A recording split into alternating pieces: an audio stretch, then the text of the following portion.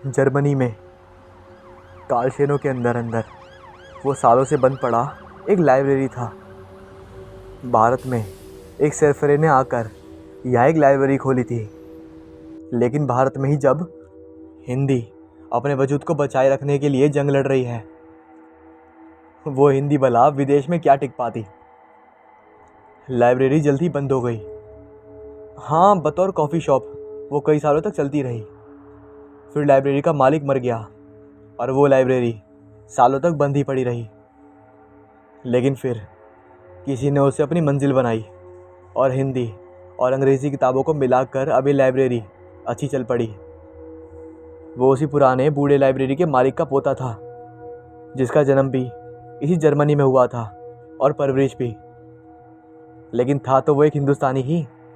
रगों में दौड़ते खून ने ही उसे भाषा का ज्ञान ना होने के बावजूद हिंदी से प्रेम करने को विशेष किया। और शायद यही वजह थी कि तमाम हिंदी किताबों से भरी उस पुरानी लाइब्रेरी को उसने दोबारा खोला था, इस रहस्य से पूरी तरह बेखबर कि उस लाइब्रेरी की सन्नाटों में एक किताब जो खुलने को आतुर बैठी है। पुरानी लाइब्रेरी अब एक नया लिबास ओढ़ चुकी थी। पुरानी किताबें तो थी ही, इस नए मालिक ने यहाँ अनेकों नई किताबें भी भर दी। लोग अब यहाँ आने लगे थे। नया मालिक हिंदी पढ़ना नहीं जानता था, लेकिन हिंदी किताबों के कवर पेज उसे हमेशा ही आकर्षित करते थे। असल में उसके दादाजी हिंदी किताबों के नाम पर तमाम मंत्र, जादुई रहस्य और पौशाची किताबें यहाँ भर कर रखते थे, जिसके कवर पेज आकर्षण और लुभावते होते थे। लाइब्रेरी अब अच्छी खासी चल पड़ी थी। लाइब्रेरी में कुछ नियमित पाठक भी अब आने लगे थे। इन्हीं में से एक था 17 साल का जॉर्डन। अक्सर वो शाम के वक्त यहाँ आता और देर रात तक यहीं बैठता। एक रात वो अकेला ही लाइब्रेरी के अंदर था और लाइब्रेरी का मालिक बाहर काउंटर पर बैठा था, जिसका नाम सोहेल था। बाहर ज़ोरदार बारिश हो रही थी। अचानक जॉर्डन कुछ हैरान परेशान सा बाहर आया। उसने सोहेल से अंग्रेजी में कहा कि वो कुछ देर के लिए उसके साथ अंदर आए। उसके मुताबिक लाइब्रेरी में अंदर कुछ काफ़ी अजीबोगरीब हो रहा था। दोनों अब लाइब्रेरी के भीतर थे और वाकई लाइब्रेरी के उस सन्नाटे हॉलनुमा कमरे में, जहाँ सभी किताबें चुपचाप अलसाई सी पड़ी थी, ना जाने क्यों एक किताब बगैर हवा के ही फड़फड़ा रही थी। दोनों इधर उधर ढूंढने लगे। देखा तो एक बहुत ही पुराना लकड़ी का दराज था। सालों से बंद पड़ा ताला भी जंग खा चुका था। लेकिन भीतर कैसे किसी किताब के पन्ने फड़फड़ा सकते हैं, यही वहाँ पर सब सोच रहे थे। आश्चर्य, लेकिन पन्नों के फड़फड़ाने की आवाज़ अब भी जारी थी। रेहान और जॉर्डन ने मिलकर उस पुराने ताले को वहाँ पर तोड़ दिया। भीतर एक बहुत मोटे पन्ने वाली किताब, यानी हिंदी किताब थी।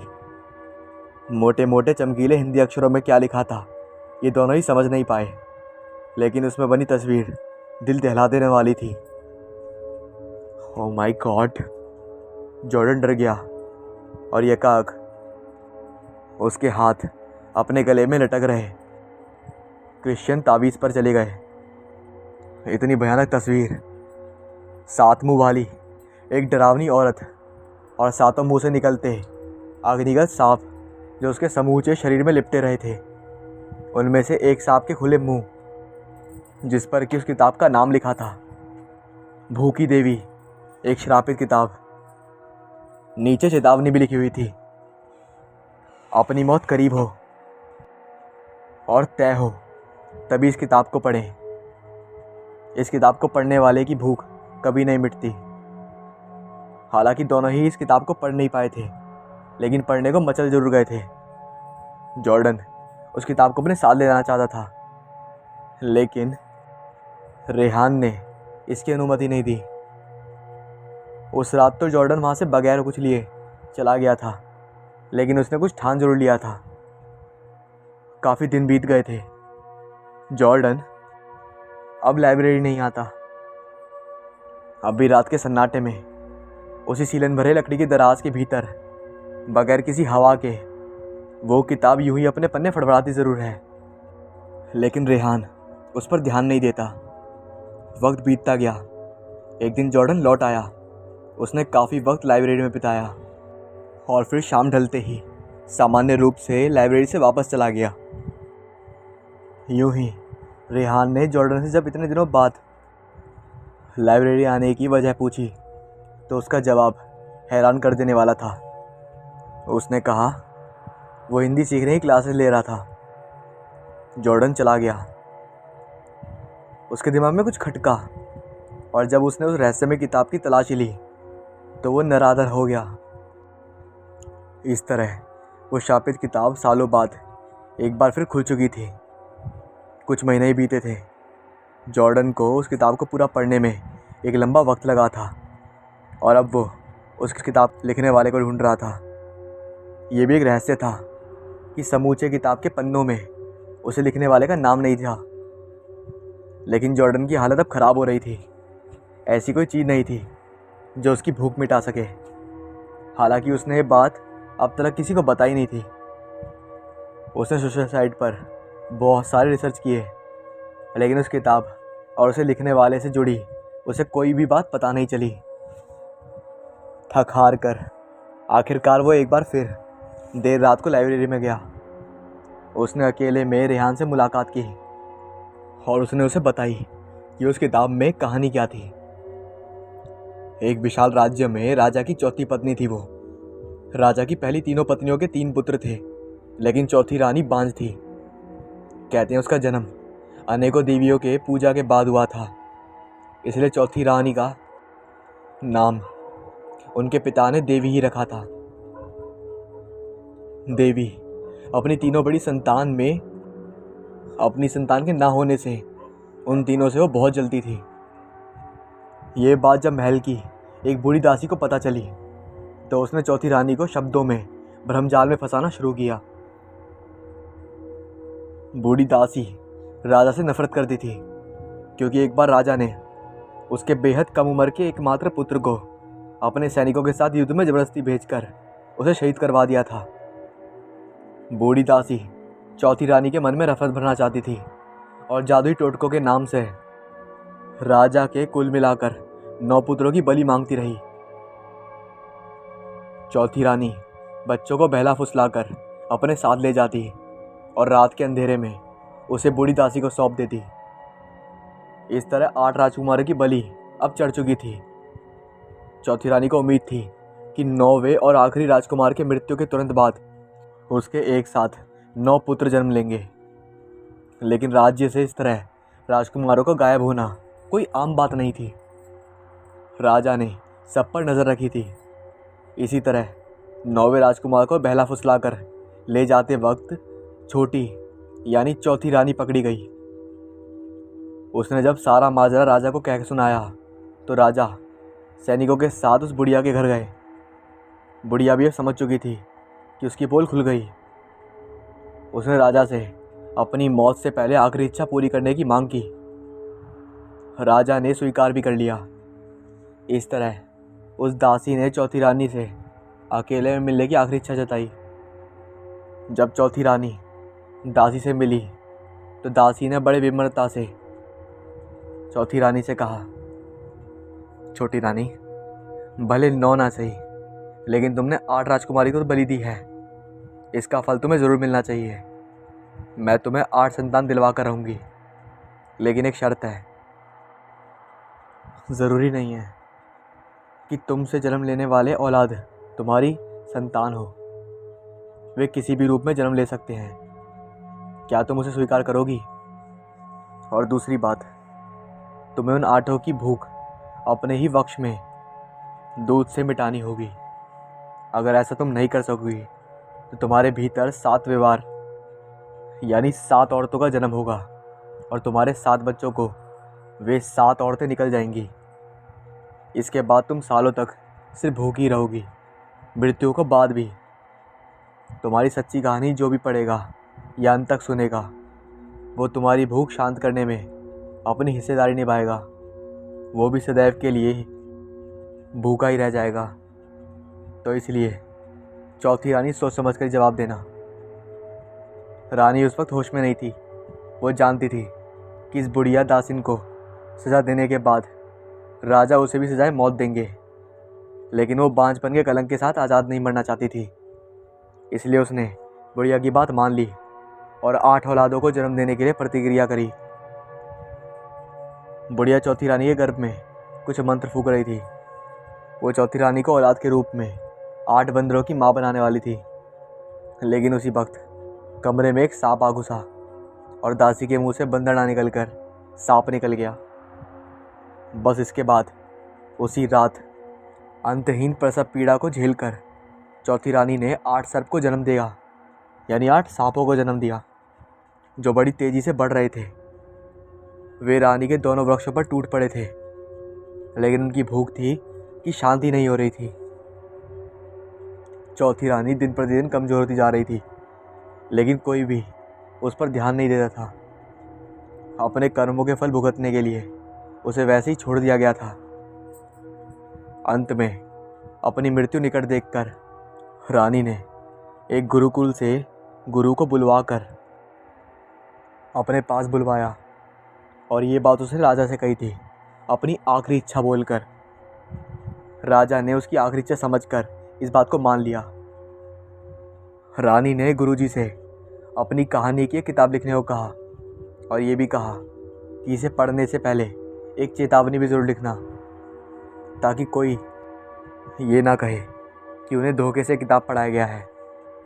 इसे पढ़ने वाले भूख से निजात कैसे पाएं, इसका उपाय रानी जानती तो थी, लेकिन उन्होंने किताब में से लिखने से मना कर दिया था। इस तरह किताब पूरी होने से पहले ही रानी के भीतर से 7 अवतार वाली 7 औरतों का जन्म हुआ और उन्होंने उसके 7 औलाद यानी 7 सांपों को निकल गया। आखिरी सांप भाग गया। कहाँ भागा ये कोई नहीं जानता। रानी कुछ साल तक जीवित रही, फिर असीमित भूख के मारे मर गई थी।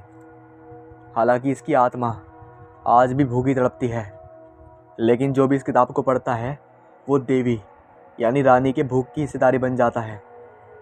इस तरह किताब एक शापित किताब बन गई थी। पूरी कहानी सुन लेने के बाद रेहान हैरान था, लेकिन गौर करने वाली बात तो ये थी कि किताब में भूख मिटाने का तरीका भले ही ना लिखा हो, लेकिन उस गुरुकुल का पता ज़रूर था।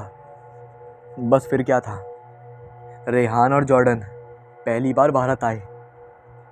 उन्होंने उस गुरुकुल को ढूंढा और उस बूढ़े गुरु के आश्रम में जाकर उनके लिखे जानकारियों को पढ़कर ये जान लिया कि देवी रानी ने जिन 8 सर्पों को जन्म दिया था, उसमें से 8वां सर्प अभी भी जिंदा है।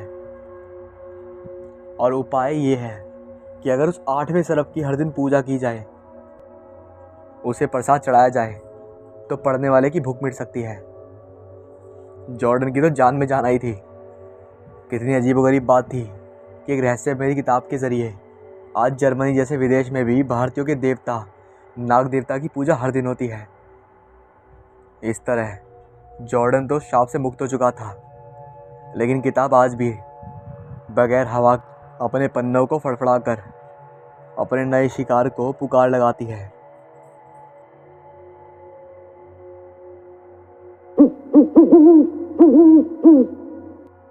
सर, मुझे तो ये लूट के इरादे से हुई हत्या का केस नज़र आता है। क्राइम सीन पर पहुंचते इन्वेस्टिगेटिंग ऑफिसर कमल को बॉडी तक का रास्ता दिखाते हुए हेड कांस्टेबल ने अपना निष्कर्ष बताने के अंदाज में तेज कदम कमल को कहा, तुम ऐसा कैसे कह सकते हो? कोई सामान चोरी हुआ है क्या घर से? कमल ने उनके कयास का कारण जानने की कोशिश करी। सर, घर के लगभग हर कोने में सामान बिखरा पड़ा है और डेड बॉडी पर भी जख्म और खरोंचे हैं। साथ ही कपबोर्ड्स और बुक रैक भी बिखरी पड़ी हैं। शायद कोई कुछ ढूंढने की कोशिश कर रहा हो जैसे। हेड कांस्टेबल ने अपने कयास के पीछे की वजहों को बताने की कोशिश की, पर कमल की नज़रें क्राइम सीन में कुछ तलाश रही थी। ये डेड बॉडी उस स्टडी टेबल के साथ ऐसे कोने में सिहर के क्यों रखी है? कमल ने मानो खुद से सवाल किया और फिर हेड कांस्टेबल की ओर मुड़कर कहा, अगर लूट के लिए मर्डर होता तो बुलेट या किसी धारदार हथियार से हत्या होती, या फिर गर्दन पर घुटने के निशान मौजूद होते, जिनमें से एक भी डेड बॉडी पर नहीं है। यानी कि लूट तो कारण नहीं है। बाकी डेड बॉडी को पोस्टमार्टम के लिए भेजो, शायद कुछ पता पड़े। पॉइजनिंग के भी कोई विजिबल सिम्टम्स तो दिख नहीं रहे हैं यार, तो वजह क्या है? अरे साहब, ये इस मृत महिला के पति हैं, इन्होंने ही कॉल किया था। एक कांस्टेबल एक थके हारे निराश से व्यक्ति के साथ स्टडी रूम में प्रवेश कर कमल से कहता है, आप अपना नाम बताएंगे मिस्टर? कमल ने उस व्यक्ति से पूछा। जी जी जी जी, मेरा नाम राजीव है। राजीव ने अपने ख्यालों से बाहर निकलते हुए कहा। उसकी आंखों में एक अजीब सी बेचैनी थी। ना जाने कितनी रातों की अधूरी नींद उसकी आंखों से साफ झलकती थी। और ये महिला जिनकी मृत्यु हुई है, उससे आपका क्या संबंध है? कमल की आवाज़ में कोई दुख, कोई भाव नहीं थे। शायद इतनी मौतें देखने के बाद अंदर की भावनाएं भी मृत हो जाती हैं। साहब, ये मेरी बीवी, कहते कहते अचानक राजीव का गला भर आया। उसने गला साफ करके आगे कहा, साहब ये मेरी बीवी संजना है। उसकी आंखें सूख चुकी थीं। दर्द की अग्नि में उसके सारे आंसू जल चुके थे। आप कुछ कहना चाहेंगे इस घटना पर? कौन हो सकता है या क्या कारण हो सकता है? क्या यह हत्या ही है या कुछ और है? शायद कुछ मदद मिल जाए। कमल ने राजीव से जानकारी लेनी चाहिए। साहब, कुछ दिनों से संजना कुछ अजीब सा व्यवहार कर रही थी। कुछ समझ में नहीं आ रहा था क्यों। उसे मैंने साइकियाट्रिस्ट को भी कंसल्ट किया था और कुछ दिनों से उसकी हेलोसिनेशन की मीडियंस काफ़ी बढ़ गई थी। राजीव इससे पहले अपनी बात पूरी करता, कमल ने उसकी बात को बीच में काटते कहा, किस तरह का हेलोसिनेशन? कमल ने राजीव से सवाल किया। साहब, वो कहती थी कि कोई है जो हमेशा इसके इर्द गिर्द रहता है, कोई साया जो इसका पीछा भी नहीं छोड़ता। उसे अकेले में रहने से डर लगने लगा था, इसलिए एक मेड हमने 12 घंटे की टाइमिंग पर रख रखी थी। आज मुझे आने में थोड़ी देर हो गई और वो मेड जा चुकी थी। पता नहीं पीछे से कौन आया। उसने मुझे व्हाट्सएप पर टेक्स्ट भी किया, पर मैं ड्राइव करने की वजह से मैसेज सीन नहीं कर पाया। और अब पढ़ा तो काश मैं तभी पढ़ पाता। कहते कहते राजीव ने अपना मोबाइल कमल की ओर बढ़ाया और खुद फूट फूट कर रोने लगा। कमल ने राजीव के मोबाइल पर व्हाट्सएप खोला और संजना का मैसेज पढ़ना शुरू किया। उसमें लिखा था, राजीव, वो साया फिर से घर में घुस आया है। कोई है घर में? प्लीज राजीव, तुम जल्दी आ जाओ। सीसीटीवी फुटेज में भी कोई नजर नहीं आ रहा है। मैं स्टडी में हूँ। प्लीज जल्दी आ जाओ। प्लीज कॉल मत करना। कहीं आवाज़ सुन के उसने मुझे ढूंढ लिया तो? प्लीज जल्दी आ जाओ राजीव। अगले दिन पुलिस ने डेड बॉडी को पोस्टमार्टम के लिए भेज दिया और क्राइम सीन को सील करके राजीव से कुछ दिनों के लिए शहर ना छोड़ने की हिदायत देकर कमल ने 2 कांस्टेबल क्राइम सीन पर छोड़ दिए। अब सारे पुलिस वाले साइबर क्राइम सेल के कंट्रोल रूम में थे। क्या हम राजीव के घर से जो सीसीटीवी फुटेज आई हैं उन्हें प्ले कर सकते हैं? कमल ने स्क्रीन के सामने पड़ी चेयर पर बैठते हुए सिस्टम ऑपरेटर से पूछा। जी सर, क्यों नहीं, मैंने ऑलरेडी सभी फुटेज को सिस्टम पर ले लिया है। आपके ऑर्डर का ही वेट कर रहा था मैं। ऑपरेटर ने अपनी उंगलियों को सिस्टम पर चलाते हुए कहा। अच्छा सुनो, वीडियो को बस शाम के 6 बजे के बाद से प्ले करो। संजना के मैसेज से 4 घंटे पहले से ही काफ़ी रहेगा, कमल ने ऑपरेटर को समझाते हुए कहा। बीती रात राजीव और संजना का घर आर्किटेक्चर और इंटीरियर डेकोरेशन का बहुत ही उद्धर उदाहरण था। बड़े क्षेत्रफल में फैला हुआ ये बंगला इंडियन कंटेम्पररी आर्किटेक्चर और मॉडर्न इंटीरियर का बेहतरीन मिश्रण था। निर्मित भवन के चारों ओर गार्डन और पेड़ों के लिए छोड़ा गया बहुत स्पेस था, जिसमें भवन के अग्रभाग को छोड़कर बाकी 3 सीमाओं में बड़े बड़े अशोक और गुलमोहर के पेड़ खड़े थे। घर के मुख्य द्वार से एक पाथवे एंट्री गेट तक जाता था, जिसके दोनों ओर बहुत ही सुंदर गार्डन बना हुआ था। घर में घुसते ही सीधे हाथ पर एक मंदिर था और बाएं तरफ एक झरना और कृत्रिम पहाड़ी, जो कि हरी भरी स्ट्रक्चर के रूप में था, और बड़ा ही हॉलनुमा ड्राइंग रूम था। ड्राइंग रूम को आगे एक सेमी ओपन किचन है। शाम के 7 बजे हैं और संजना ड्राइंग रूम में आराम से बैठकर एक मैगजीन पढ़ रही है। बाहर शाम की स्याही ने धीरे धीरे दिन के उजाले को मिटाना शुरू कर दिया है। पेड़ों पर लौट कर आए पक्षियों ने भी अब चहचहाना बंद कर दिया है। संजना उठकर लाइट्स ऑन करती है और मैगजीन को सेंटर टेबल पर रखकर किचन में चली जाती है। सब्जियां लेने के लिए जैसे ही वह मुड़ती है, अचानक ठिठक कर वहीं रुक जाती है। अपने पल्लू से माथे को पोंछती है और फिर लंबी सांसें लेने लगती है। कुछ सेकंड ठिठक कर वहीं खड़े रहने के बाद अचानक से वह फ्रिज की ओर जाती है और पानी की बोतल निकालकर पानी पीने लगती है, मानो कुछ देखकर घबरा गई हो। स्टॉप, रिवाइंड करो इसे पीछे, वहाँ से फिर शुरू करो जब वो मुड़कर दीवार की ओर चलती है, और हाँ, पॉज करने के लिए तैयार रहना मेरे कहते ही। कमल ने स्क्रीन में नज़र गड़ाई ही ऑपरेटर को इंस्ट्रक्शन दिए। जैसे ही संजना ठिठक कर रुकती है, कमल ऑपरेटर को पॉज करने के लिए कहता है और स्क्रीन में कुछ ढूंढने लगता है। उंगली से स्क्रीन की ओर इशारा करते हुए कमल, तुम्हें ग्लास वॉल पर कुछ नजर आया? ये कहते हुए कमल मुड़कर ऑपरेटर को देखता है। हाँ सर, कुछ रिफ्लेक्शन तो दिख रहा है, आकृति कुछ साफ नहीं दिख रही है, लेकिन कोई रिफ्लेक्शन तो है शायद। ऑपरेटर की आवाज़ में एक अनिश्चितता सी सुनाई देती है। जूम करो, ज़रूर रिफ्लेक्शन पे जूम करो एक बार, शायद कुछ कंक्रीट मिल जाए जांच आगे बढ़ाने के लिए। कमल ने फिर से स्क्रीन की ओर घूमते हुए ऑपरेटर को इशारा दिया। सर, आवाज़ को खींचते हुए, कुछ तो दिख रहा है वहाँ पर, और शायद कोई और भी है।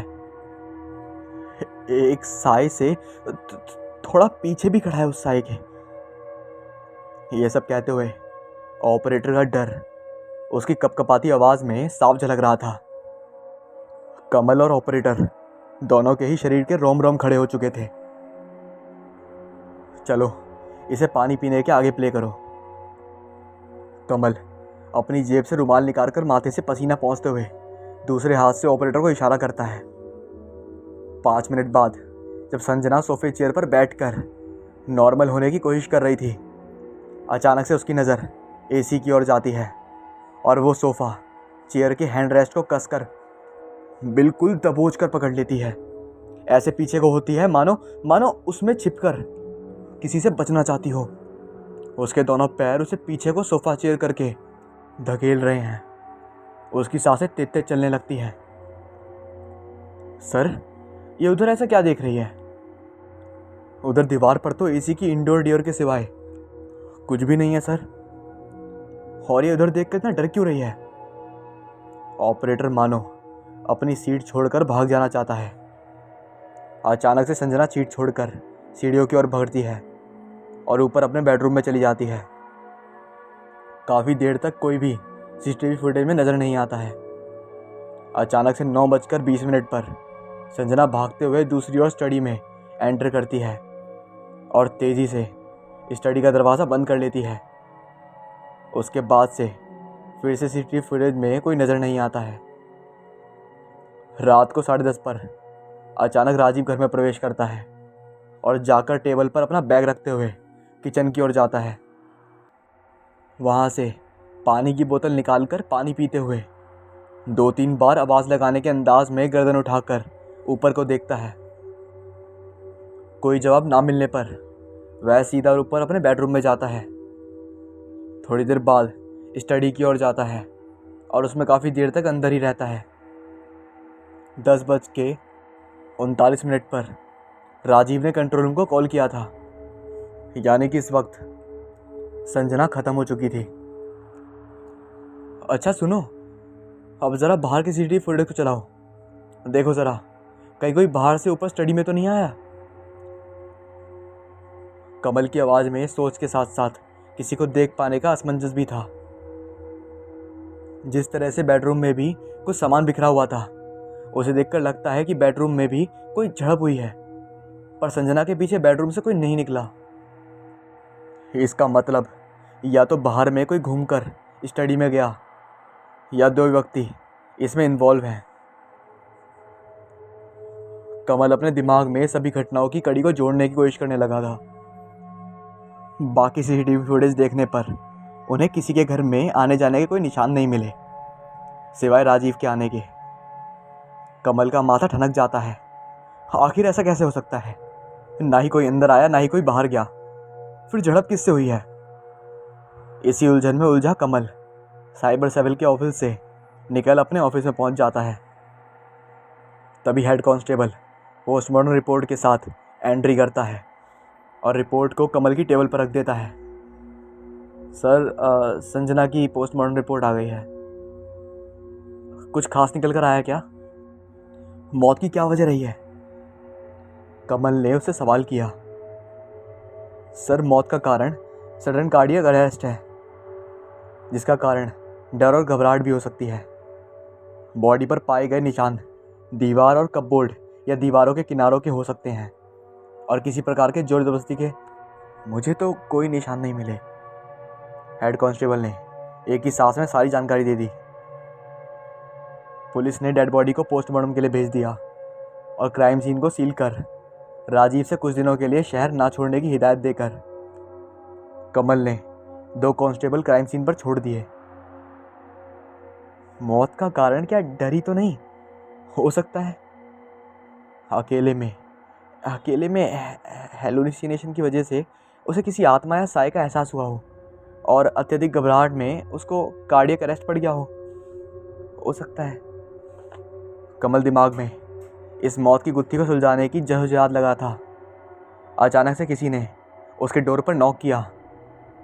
वो सकपका गया और अपनी सोच से बाहर निकल गया तो उसने देखा हेड कांस्टेबल किसी खूबसूरत सी मिड एज लेडी के साथ खड़ा था। लेडी का पहनावा बड़ा ही प्रोफेशनल पर साथ ही फैशनेबल था। सर, जैसा आपने कहा था, मैंने संजना की साइकियाट्रिस्ट को बुला लिया है। ये है मिस अव्या। हेड कांस्टेबल ने अपने हाथ से अव्या को बैठने का इशारा किया। आइए मैडम जी, इधर बैठिए, मैं किसी को पानी के लिए बुलाता हूँ। जी जी, मैं बैठती हूँ। अव्या के कदमों और उसकी आवाज़ दोनों में ही घबराहट सी थी। बताइए, आपने मुझे किस लिए बुलाया है? उसने अपने हैंडबैग से अपना रुमाल निकालते हुए कमल से सवाल किया। अरे मैम, पहले आप बैठिए और पानी पीकर अपने आप को नॉर्मल कीजिए। और आप घबरा क्यों नहीं हैं? मैंने बस संजना की केस स्टडी को जानने के लिए आपको बुलाया है। वो क्या है ना, आपसे बेहतर इस केस को कोई सॉल्व नहीं कर सकता। कमल ने अपनी मुस्कुराहट से उस गहन माहौल को थोड़ा हल्का और थोड़ा नॉर्मल करने की कोशिश करी। जी बताइए, मैं आपकी क्या मदद कर सकती हूँ? पानी पीकर कमल की बातों से अव्या थोड़ा हल्का और कॉन्फिडेंट महसूस कर रही थी। मुझे संजना की केस डिटेल चाहिए थी। उसे ऐसी क्या शिकायत थी जिसका इलाज आपके पास चल रहा था? कमल ने हेड कांस्टेबल को, जो कि पीछे ही खड़ा था, कैमरा शुरू करने का इशारा करते हुए उसकी तरफ देखते हुए कहा। कैमरा चल रहा है ना? कैमरे की क्या ज़रूरत है इसमें? क्या हमारी बातचीत सबूत के तौर पर पेश होगी? अव्या थोड़ा असहज महसूस कर रही थी। नहीं, बिल्कुल नहीं, ये बस इसलिए ताकि आपको बार बार थाने ना आना पड़े। कमल ने सफाई देते हुए कहा। आप बस संजना की साइकोलॉजिस्ट कंडीशन के बारे में बताइए। उसे आखिरी बार क्या बीमारी थी? मैं आपको आम भाषा में बताती हूँ। संजना का दिमाग अति कल्पनाशीलता के चरम पर था। वह ना जाने अपने आसपास कितने किरदार हेलुसिनेट कर रही थी, वो भी एक साथ, और हर किरदार उसे ना जाने क्यों ख़त्म करने की कोशिश करता नजर आता था, जिस वजह से उसे घबराहट और चक्कर आना जैसी शिकायतें हो रही थीं। इसी समस्या को दबाए रखने के लिए उसको मेडिसिन दी जा रही थी। अव्या ने एक ही सांस में पूरी केस हिस्ट्री समझा दी। इसी बीच चाय भी आ चुकी थी। कमल और अव्या ने इस बीच काफ़ी बातें भी की, जिनमें पता चला कि अव्या राजीव की फैमिली फ्रेंड है और वो दोनों पिछले 15 सालों से एक दूसरे को जानते हैं। अव्या डाइवोर्स के बाद से अपने पति से अलग रहती है। कमल की यही तो खासियत थी कि वह हर किसी से दोस्ती कर पाता है। ओके कमल, अब मैं इजाज़त चाहूँगी और उम्मीद है कि मैं आपके सारे सवालों के जवाब दे पाई हूँ। कुर्सी से उठते हुए अव्या ने कमल की ओर हाथ बढ़ाया। जी बिल्कुल, और आपको शायद पता नहीं आपने हमारी कितनी मदद की है। आपने कीमती वक्त से समय निकालने के लिए शुक्रिया। कमल ने मुस्कुराते हुए अव्या से हाथ मिलाया। अव्या जैसे ही ऑफिस के दरवाजे तक पहुंचती है, एक्सक्यूज मी मिस अव्या, आपका फ़ोन। कमल अव्या को रोकते हुए उसका फ़ोन लेकर उसके पास पहुंचता है। आपने टेबल पे रखा छोड़ दिया था, ख्याल रखें, ऐसे फ़ोन भूलना अच्छी बात नहीं होती।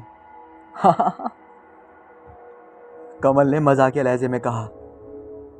सर ये लीजिए, संजना के फ़ोन की वॉइस नोट्स आ गई हैं और सारी रिकॉर्डिंग आ गई हैं। कांस्टेबल ने चेयर पर बैठने जा रहे कमल की ओर एक ऑडियो प्लेयर कम रिकॉर्ड पढ़ाते हुए कहा। लाओ, मुझे दो और तुम जाओ। कमल ने कांस्टेबल को ऑफिस से बाहर जाने को कहा। और हाँ, जब तक मैं ना बुलाऊं किसी को अंदर मत आने देना। संजना को वॉइस नोट्स का बहुत शौक था, बिल्कुल वैसे ही जैसे कुछ लोगों को डायरी लिखने का शौक होता है। संजना की सुबह वॉइस नोट से शुरू होती और दिन की हर छोटी से बड़ी घटना वो वॉइस नोट में कैद करती।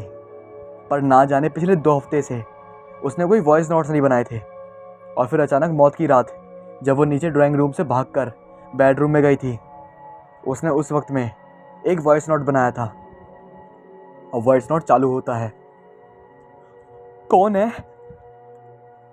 संजना की घबराहट में आवाज़ साफ सुनाई दे रही है। कौन है वहाँ? क्यों तुम रोज़ रोज़ टेरेस गार्डन में आते हो? क्यों तुम बस मुझे ही सुनाई देते हो? ऐसा क्यों है कि तुम्हारी छाया बस मेरे सामने ही आती है? संजना मानो किसी से गिड़गिड़ा कर कह रही है और वह रो रही थी। प्लीज़ मुझे छोड़ दो, मेरा पीछा मत करो, प्लीज़ प्लीज़ प्लीज़ रुक जाओ। तुम्हारे कदमों की आहट मेरे कानों को चुभती है। थम जाओ एक जगह और सुनो मुझे, प्लीज़। देखो प्लीज़ यहाँ से चले जाओ यहाँ से। संजना कहते कहते रोने लगती है। कमल को तो कोई कदमों की चाप भी सुनाई नहीं दे रही थी। कमल रिवाइंड करता है और वॉल्यूम बढ़ाकर फिर प्ले करता है। प्लीज़ छोड़ो मेरा पीछे छोड़ दो प्लीज़। बहुत धीमी कदमों की कुछ चाप संजना की आवाज़ के पास में चल रही है। प्लीज़ प्लीज़ प्लीज़ रुक जाओ। कदमों की चाप अभी भी है, वैसे ही उसी आवृत्ति में। चले जाओ यहाँ से। संजना रोने लगती है। अचानक कदमों की आवाज़ तेज होने लगती है, मानो संजना की ओर कोई बढ़ रहा हो। नहीं। चीखते हुए संजना की आवाज़ के साथ फ़ोन के गिरने की अंतिम आवाज़ आती है और रिकॉर्डिंग का अंत भी। कमल कुछ देर तक सकते में बैठा रहता है। उसके रोंगटे खड़े थे, उसके माथे पर डर पसीना बनकर दिख रहा था। उसने टेबल पर रखा गिलास उठाया और एक सांस में तेजी से पीने लगा, जिस कारण उसे धक्का लगा। कुछ देर खांसने के बाद जब थोड़ा संभला तो कमल को समझ नहीं आ रहा था कि जब टेरेस गार्डन की ओर कैमरे में उस वक्त कोई नहीं था तो कदमों की आवाज़ किसकी थी? और क्या संजना को हेलुसिनेशन नहीं बल्कि उसकी डॉक्टर को बताई हुई उस साए वाली हर बात सच्ची थी? सुनो, मुझे कल यहाँ थाने में सभी के सभी इंसान, जानवर, कोई भी जो उस घर में पिछले 2 महीने में आता जाता रहा है चाहिए। कमल ने अपनी सर्विस रिवॉल्वर को टेबल से उठाकर ऑफिस से बाहर जाते हुए कांस्टेबल को ऑर्डर दिया। सर, ये पोस्टमार्टम रिपोर्ट आप टेबल पर ही भूल गए। उसने टेबल से फाइल उठाकर कमल को देते हुए कहा। अच्छा सुनो, मैं ज़रा साइबर सेल के कंट्रोल रूम में जा रहा हूँ। अगर इस केस से संबंधित कोई नई बात तुम्हें मालूम पड़े तो मुझे खबर करना। कमल ने कांस्टेबल के हाथ से फाइल लेते हुए कहा। आप साइबर सेल कंट्रोल रूम में। ज़रा एक बार मुझे संजना के घर के बाहर की वीडियो फुटेज दिखाओ जो गार्डन और चारदीवारी को कवर करती है। कमल ने सिस्टम ऑपरेटर को इशारा किया। हाँ बस उसी समय अंतराल के मध्य की। हाँ बस। वीडियो के दौरान अचानक पॉज करो, यही बिल्कुल सही, हाँ यही। कहते कहते अचानक कमल कुर्सी से उठ खड़ा हुआ और स्क्रीन पर हाथ रखते हुए कहा, इसे 40 सेकंड पीछे ले जाकर प्ले करो। कमल की आवाज़ में एक खनक सी थी, मानो कि उसने कातिल को ही देख लिया हो। यस, यही है। सुनो एक बार, इसे इस पॉइंट पर जूम करो, फिर वहीं से प्ले करो। कमल की आंखों में चमक थी। दिखा, तुम्हें भी ये परछाई सी दिखी ना, जो बाहर की स्ट्रीट लाइट में छनकर कोई आकृति बना रही है। कमल ने ऑपरेटर से सवाल किया। हाँ सर, कुछ है तो सही, पर इतना साफ नहीं है ये। ऑपरेटर ने भी सहमति जताई। क्या हमें दूसरे एंगल के कैमरे से ये आदमी दिख सकता है, किसी और तरफ से? कमल ने ऑपरेटर की ओर उम्मीद भरी नज़रों से देखा। कुछ देर की खोजबीन और सारी फुटेज देखने के बाद, सर ये ब्लाइंड स्पॉट है, ऑपरेटर ने हताशा से कमल को बताया। Blind spot? क्या मतलब ब्लाइंड स्पॉट? कमल ने झुंझाते हुए पूछा। सर, सीसीटीवी कैमरा एक रेडियम के सर्कुलर पथ को कवर करता है, जिसकी वजह से 2 कैमरा जिसके मध्य में उन सर्कल के इंटरेक्शन पॉइंट के बाहर का जो क्षेत्र होता है वो कवरेज में नहीं आ पाता, उसे ब्लाइंड स्पॉट कहते हैं। ऑपरेटर ने डिटेल में एक पेपर पर बाकायदा चित्र द्वारा कमल को समझाते हुए कहा। अरे यार, मतलब कि हमें ये नहीं पता चलेगा कि वह इंसान कौन है। कमल की आवाज़ में उदासी साफ नजर आ रही थी। सर, एक तरीका हो सकता है, अगर लक अच्छा हुआ तो। ऑपरेटर ने सिस्टम से कुछ फाइल को ओपन करते हुए कमल को जवाब दिया। क्या हो सकता है? कुछ उम्मीदें बची देखकर कमल को थोड़ा आराम मिला। मिल गई। हाँ सर, ये ना कुछ सीसीटीवी जो हमारे शहर में कई लोकेशन पर लगाए हुए हैं, उनकी फुटेज है। अभी मैंने चेक किया तो पाया कि उस घर के साइड से जाने वाली रोड को कवर करता है एक सीसीटीवी, जो कि अंतराल में लगा हुआ है। ऑपरेटर के चेहरे पर मुस्कुराहट थी, मानो कोई जंग जीत ली हो। तो चलाओ ज़रा, हम भी देखें कि कौन है वो व्यक्ति। कमल ने कुर्सी पर बैठते हुए ऑपरेटर को इशारा किया। कमल के ऑफिस में हेड कांस्टेबल ने सबको बुलाया है।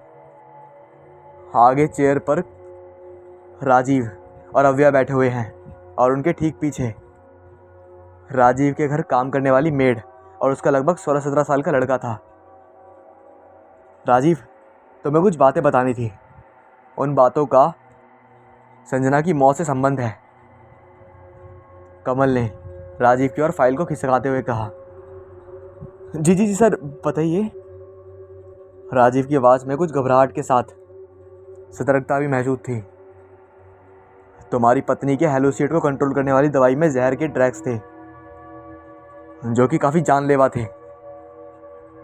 कमल ने जैसे ही बात पूरी की, राजीव के हाथों की कपकपाहट में फाइल बंद हो गई।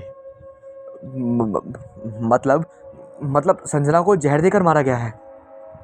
राजीव को समझ नहीं आ रहा था कि वो क्या कर रहा है।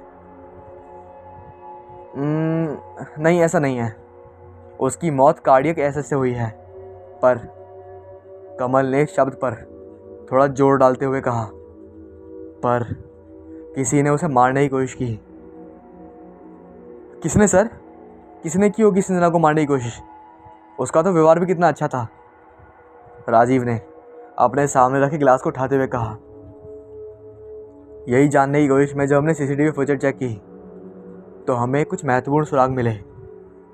कमल बात कहते हुए कुर्सी से उठकर मेड के लड़के के पीछे जाकर खड़ा हो गया।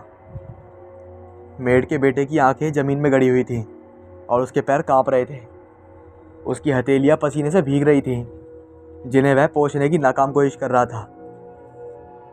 कमल ने उसकी गर्दन पर अपनी हाथ की कड़ी बनाई और उसे अपनी चेयर की ओर धकेल कर ले गया। बता बे, क्या करने गया था उस रात उस घर में? कमल का चेहरा गुस्से से लाल हो रहा था। साहब साहब साहब साहब, मैंने कुछ नहीं किया साहब, छोड़ दो। साहब साहब, दर्द हो रहा है, छोड़ दो ना साहब। उसकी आवाज़ से उसका दर्द साफ बोल रहा था। सुनो, इसे पकड़कर इधर लाओ और इसे भी इधर इसके बेटे के पास बिठाओ। लड़के को वहीं चेयर के पास बैठा कर लेडी कांस्टेबल को उसकी माँ यानी मेड को लाने का इशारा करते हुए कहा, सर ये क्या कर रहे हैं आप? ये तो बच्चा है, ये क्यों मारेगा संजना को? राजीव असमंजस में था। ये तो इसकी माँ बताएगी कि आखिर क्यों इन दोनों ने मिलकर संजना का मर्डर किया। बोल, बता क्यों मारा संजना को? कमल ने पीछे लेडी कांस्टेबल को मेड को पीटने का इशारा करते हुए कहा, जिसकी प्रतिक्रिया में उसने मेड के कुछ बोलने से पहले ही 2-3 थप्पड़ लगा दिए। साहब बताती हूँ, मारिए मत। रोते हुए मेड ने कमल के पैर पकड़ लिए। चल बता, पूरी बात बता। कमल ने अपने पैरों से अलग करते हुए कहा, साहब वो मेम साहब को मारने का प्लान मेरा ही था, लेकिन जहर से।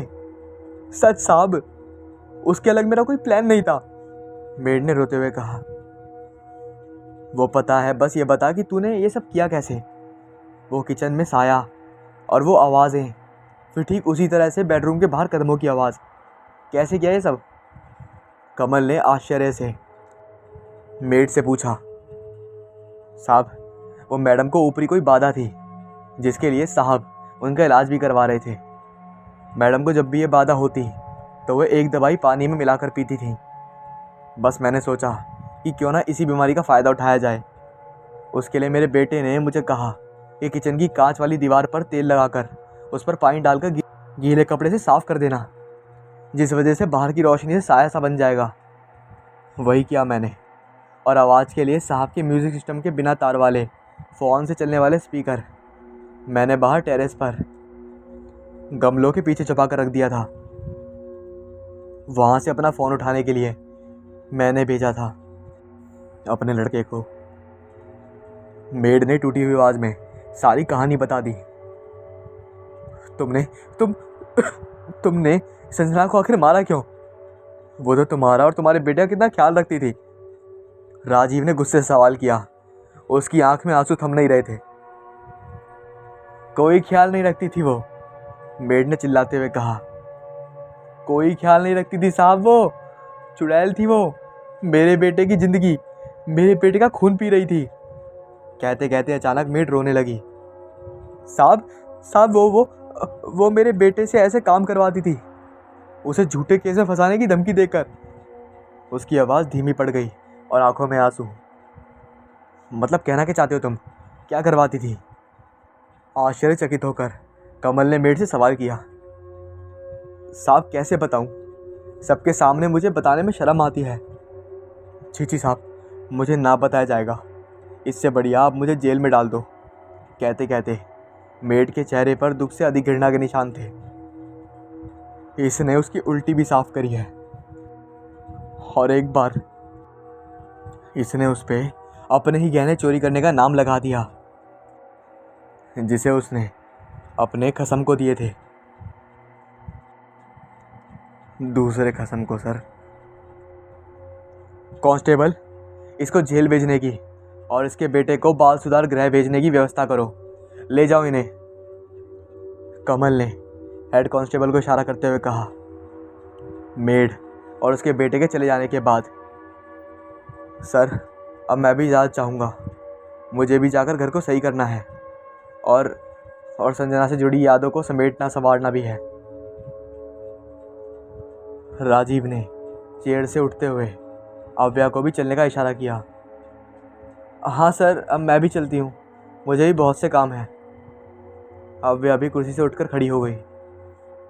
ज़रूर, क्यों नहीं, अभी आप लोग जा सकते हैं, पर जल्द ही मुलाकात हो शायद। कमल के चेहरे पर गंभीरता के भाव थे। मतलब कहना क्या चाहते हैं आप? राजीव ने घबराते हुए सवाल किया। वो क्या है ना कि उसकी किस्मत ख़राब थी, जो उस मेड ने संजना को मारने का प्लान तुमसे पहले इम्प्लीमेंट कर दिया। क्यों व्या, सच कहा ना मैंने? कमल ने खड़े होकर अपने दोनों हाथ टेबल पर रखकर अव्या को घूरते हुए कहा, बस अंदर इतना ही है कि तुम स्लो दैट दे रही थी, धीरे धीरे उसे नशे का आदी बनाकर। ये क्या बकवास है? अव्या की कांपती जुबान से सवाल किया। बकवास नहीं है, जिस दवा में जहर मिलाया गया वह नींद की दवाई थी, और उसके अलावा जो दवाई हमें तुम्हारे घर से मिली वो हेलुसिनेशन पैदा करने वाली थी। जिस दिन मोटिव मिला उसी दिन तुम दोनों सलाखों के पीछे पाओगे अपने आप को। Get out of here now.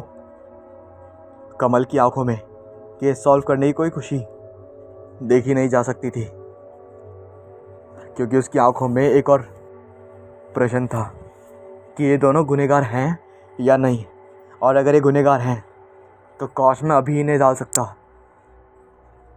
ये कहानी पूरी तरह सच्ची है, और आप सोच रहे होंगे कि मैं हमेशा आत्मा या फिर छलावा ऐसी कहानी सुनाता हूँ, लेकिन मैंने आज ये वाली कहानी क्यों सुनाई? दोस्तों, ये कहानी मैंने आपको इसलिए सुनाई कि मैं आपको पुलिस का एकदम व्यू बता सकूँ। जब ये सब केस हो जाते हैं तो उसके बाद पुलिस इसके बारे में क्या सोचती है और कैसे तहकीकात करती है।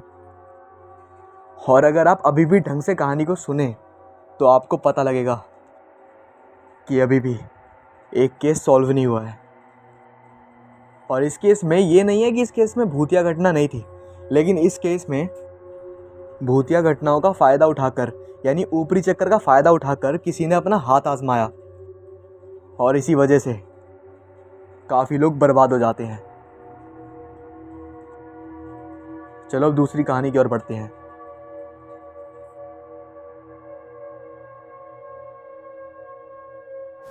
ये कहानी एक ऐसे अफसर की है जो वर्ल्ड वार 2 में लड़ चुका था और मॉर्फिन का आदी था। मॉर्फिन जो कि एक ड्रग्स है जिससे एकदम गाढ़ी नींद आती है और इंसान को दर्द भी नहीं होता, उसका दर्द सुन्न हो जाता है। एक बार उसका जहाज़ प्रशांत महासागर से जा रहा था, तभी इम्पीरियल जर्मन दस्ते के जर्मन सिपाहियों ने उनके जहाज़ पर आक्रमण कर दिया। लेकिन वह अफसर वहाँ से जान बचाकर एक छोटी सी नौका से फरार हो गया। चलते चलते उसकी नाव समंदर में एक ऐसी जगह पहुंची जो बेहद चिपचिपे और काले पदार्थ से सनी हुई थी। पानी से लगभग बहुत बुरी बदबू आ रही थी। मछलियाँ और भी कई जीव जंतु जिनके बारे में सोचा भी नहीं जा सकता उस पानी में सड़ रही थी। कुल मिलाकर ये नरक जैसी कोई जगह थी। 3 दिन के इंतज़ार के बाद उस जगह पानी नीचे उतरा और ज़मीन दिखाई देने लगी। अफसर साफ पानी की तलाश में भटकने लगा। तभी वो एक गहरी खाई के नज़दीक जा पहुंचा। वो धीरे धीरे ढलान के नीचे उतरने लगा। तभी उसे एक बहुत बड़ा स्तंभ दिखाई दिया जो पानी के जलाशय के बीच खड़ा था। उस खंबे पर मिस्र भाषा के चिन्ह अंकित थे। खंबे पर मछली, ईल, ऑक्टोपस, मोल्यूकस इत्यादि जीवों की आकृतियाँ भी बनी हुई थी। अचानक तभी पानी में एक अत्यंत भयंकर जीव निकला, जिसने खंबे को अपनी भुजाओं से पकड़ा और सिर झुकाकर कोई प्रार्थना करने लगा। उस जानवर के पूरे शरीर पर मछली जैसे स्केल थे। अफसर उस जीव को देखकर डर से कांपता हुआ अपनी नाव की तरफ भागा। उसके बाद जब वो उठा तो उसने अपने आप को सैन फ्रांसिस्को के एक हॉस्पिटल में पाया। उसे एक अमरीकी जहाज़ ने बचा लिया था, लेकिन जब उसने अपनी कहानी बताई तो सब एक्सपर्ट्स ने कहा कि प्रशांत महासागर में कहीं भी ऐसी कोई जगह होने की रिपोर्ट नहीं मिली, और जहाँ की वो बात कर रहा है वैसी तो कोई जगह एग्जिस्ट ही नहीं करती। अफसर ने समझ लिया कि कोई उसकी कहानी पर विश्वास नहीं करेगा। एक बार एक एथनोलॉजिस्ट से बात करने पर उसने ये निश्चय निकाला कि वो जीव फिलिस्तीन की किताबों में वर्णित है, जिसका नाम है डैगोन, जो कि एक भगवान है और वह लोगों को सपनों में आकर भी कंट्रोल कर सकता था। जल्दी ही अफसर को उस जीव के बुरे सपने आने लगे और वह लगातार डिप्रेस रहने लगा। एक दिन उसने सुसाइड नोट लिख दिया। तभी उसे लगा जैसे कि डैगोन दरवाजे पर पहुंच गया है। वह भय से व्याकुल उठा और मॉर्फिन के नशे में वह कमरे की खिड़की की तरफ भागने लगा। और उसके बाद उसका कभी कोई पता नहीं लगा। ऐसा ज़रूरी नहीं है कि जो हम देखें वह हो और जो हम ना देखें उसका अस्तित्व ना हो। ऐसा भी हो सकता है कि जो हम ना देखें या फिर जो हमारी कल्पना से परे हो उसका भी अस्तित्व हो, जैसे कि हवा, जिसे हम महसूस कर सकते हैं लेकिन देख नहीं सकते, और जैसे इंद्रधनुष, जिसे हम देख सकते हैं लेकिन छू नहीं सकते। आज है तारीख 25 दिसंबर 2021। आज संडे है। इस घटना की शुरुआत हुई गाला शेड की दुकान से। उनकी एक कपड़ों की दुकान है। वह लेडीज़ गवर्नमेंट रखते हैं। उनके पास लेटेस्ट फैशन के सारे कपड़े सबसे पहले आ जाते थे। ज़्यादातर लोग ख़रीदारी करने के लिए संडे की शाम को निकलते हैं। शायद आप भी ऐसा ही करते होंगे। गाला शेड की दुकान शहर में सबसे बड़ी लेडीज़ गवर्नमेंट की शॉप की दुकान थी। उनकी दुकान पर बहुत अच्छी खासी ग्राहकी होती। उन्होंने रविवार की शाम को 5 मैनिक्विन, यानी जो सफ़ेद रंग के पुतले होते हैं जिस पर दुकानदार कपड़े लटकाता है डिस्प्ले के लिए, वो गाला शेड ने इसी काम यानी डिस्प्ले के लिए मंगवाए थे। तो लगभग 5:40 पर एक ट्रक आया। उनकी दुकान के बाहर खड़ा रहा। उस ट्रक में से एक मजदूर उतरा और वह सारे पुतले ट्रक में से उतार के अंदर दुकान में रख रहा था, और गाला शेड बाहर खड़े खड़े निरीक्षण कर रहे थे। वह मैनिक्विन यानी पुतले एक एक करके गिन रहे थे। ट्रक में 5 मैनिक्विन यानी पुतले हैं, लेकिन जब वह दुकान में रखने के बाद गिनते तब उन्हें 6 मिले, और जो छठवां मैनिक्विन था उसके पीछे एक टैग था जिसमें लिखा था L। गाला शेड सोचा कि गिनने में गलती हो गई होगी, चलो कोई बात नहीं।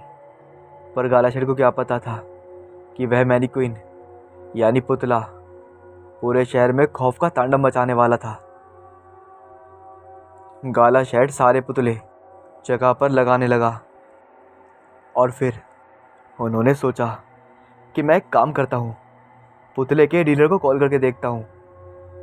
तो उन्होंने पुतले के डीलर को कॉल किया और उनसे पूछा, हेलो, मैं गाला शेड बोल रहा हूँ, आपने मेरी दुकान पर कितने मैनिक्विन भेजे थे? ये सुनते ही मैनिक्विन के डीलर ने कहा, सर हमने 5 पुतले भेजे थे। तो गाला शेड ने बोला, क्या भैया, हमको तो 6 मिले हैं। तो पुतले के डीलर ने कहा, अरे भाई साहब, लगता है आपको कोई गलतफहमी हो गई है। ओके। गाला शेड ने इतना कहते ही फ़ोन रख दिया। उन्होंने सबसे पूछा पूरी दुकान में, लेकिन सबका यही कहना था कि उन्हें कुछ नहीं पता कि वह मैनिक्विन कहाँ से आया। तो गाला शेड तो विचार में पड़ गए, आखिर ये पुतला आया कहाँ से। उन्होंने थोड़ी देर अपना दिमाग पर जोर डाला, लेकिन उन्हें कुछ याद ही नहीं रहा। और हमारे गाला शेड हिसाब और धंधे में एकदम पक्के थे। वह बहुत कोशिश कर रहे थे कि उन्हें कुछ याद आ जाए, लेकिन उन्हें कुछ याद नहीं आ रहा था। फिर उनकी दुकान में ग्राहकी होने लगी, क्योंकि रविवार था और शाम भी हो गई थी। बहुत सारे लोग खरीदी करने के लिए आने लगे, और गाला शेड इस मैनिक्विन यानी पुतले की सारी बातें भूल गए। और उन्हें क्या पता था कि जिस बात यानी पुतले को वो नज़रअंदाज कर रहे थे। जिस बात को वो छोटी समझ रहे थे, वह मैनीक्विन पूरे शहर में खौफ फैलाने वाला था। काला शर्ट की दुकान पर बहुत अच्छी ग्राहकी चल रही थी। उनकी बहुत अच्छी कमाई हो रही थी। उनकी दुकान पर एक औरत आई अपने हस्बैंड के साथ। उसके हस्बैंड के साथ देखकर लग रहा था कि उनकी नई नई शादी हुई है। उस औरत का नाम देविका था और उसके हस्बैंड का नाम था राजेश। इन लोगों से ही शुरू हुआ खौफ का वो मंजर। वो दोनों यानी राजेश और देविका दुकान में एंटर हुए और वो दोनों अपने बजट के बारे में बात कर रहे थे। राजेश बोल रहा था, देखो देविका, हमारा बजट सिर्फ 1000 का ही है। और वो वार्तालाप करते हुए दुकान में एंटर हुए और फिर वह कपड़े देखने लगे। उन्होंने सारे कपड़े देखे, लेकिन देविका को कोई भी कपड़े पसंद नहीं आते। देविका कभी ये तो कभी वह देखती रहती, लेकिन उसे कुछ भी पसंद नहीं आया। इतने में उसकी नज़र डिस्प्ले पर एक मैनीक्विन पर पड़ गई। उस मैनीक्विन यानी पुतले पर जो कपड़े थे, वह कपड़े उसे एक ही झटके में पसंद आ गए। देविका उस मैनीक्विन की तरफ बढ़ने लगी और वह उस मैनीक्विन के पास जाकर खड़ी हो गई और वह उसे घूरने लगी, मानो वह सम्मोहन में हो। राजेश ने देविका को 2 बार आवाज़ लगाई, लेकिन देविका ने जवाब ही नहीं दिया। तो राजेश ने उसको झकोरते हुए पूछा, अरे कहाँ खो गई थी? उसको झकोरते ही देविका ने राजेश की तरफ देखा, मानो देविका को इस सम्मोहन से बाहर निकली हो। देविका ने जवाब दिया, कुछ नहीं, वो ये देखो, ये ड्रेस कितनी अच्छी है ना, उसने राजेश से कहा। फिर उसने मैनीक्विन को थोड़ा पलटा के देखा तो उसने देखा कि पीछे एक टैग था जिसमें लिखा था L। तो उसने टैग देखकर बोला, देखो राजेश, ये ड्रेस तो मेरी साइज़ की भी है। ये वही मैनीक्विन था।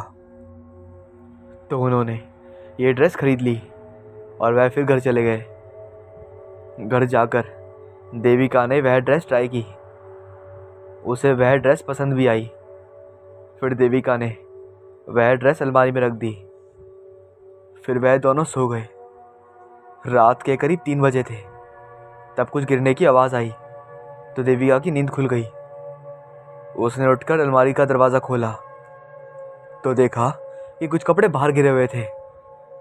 तो उसने वह कपड़े उठाकर अलमारी में रख दिए और अलमारी का दरवाज़ा बंद कर दिया। फिर देविका ने सोचा, अरे यार, आज के छोटे छोटे भूकंप के झटके हमारे शहर में आते रहते हैं। शायद मैंने अलमारी का दरवाज़ा खुला रख दिया था और छोटे से भूकंप के झटके की वजह से ये अलमारी का दरवाज़ा खुल गया होगा और कपड़े बाहर गिर गए होंगे। ये सोचने के बाद वह फिर से जाकर सो गई। बाद में 1 घंटे बाद यानी 4:02 पर देविका की फिर से आँख खुल गई। उसने देखा कि जो कपड़े वह कल यानी संडे को खरीद कर लाई थी गाला शेड की दुकान से, वह कपड़े बाहर ज़मीन पर पड़े थे। लेकिन देविका ने तो वह कपड़े अलमारी में रखे थे। ये कपड़े यहाँ बाहर कैसे आ गए? हाउ? देविका आश्चर्य के साथ बोली। वह खड़ी हुई और उसने वह कपड़े समेटने के लिए हाथ आगे बढ़ाया और जैसे ही उसने उस कपड़ों को छुआ, उन कपड़ों में आग लग गई और देविका जोर से चीखी और चीखने की वजह से राजेश की नींद खुल गई। इतने में देविका बेहोश हो गई। राजेश ने देविका को उठाने की बहुत कोशिश की, लेकिन वह नहीं उठी। तो राजेश देविका को फटाफट हॉस्पिटल लेकर गया। हॉस्पिटल में देविका को इमरजेंसी वार्ड में एडमिट कराया। डॉक्टर ने कहा, देविका को दिल का दौरा पड़ा है और डॉक्टर देविका की ट्रीटमेंट करने के लिए चले गए। आधे घंटे बाद डॉक्टर वापस आए और उन्होंने कहा, देविका अब खतरे से बाहर है। राजेश के अंदर जान में जान आई सुबह के करीब 10 बज रहे थे। देविका जहाँ पर एडमिट थी उसी वार्ड में टीवी चल रहा था। उस पर न्यूज़ चल रही थी। न्यूज़ में आ रहा था कि गाला शेठ की दुकान पर आधी रात को 3 बजे के आसपास किसी ने तोड़फोड़ करी।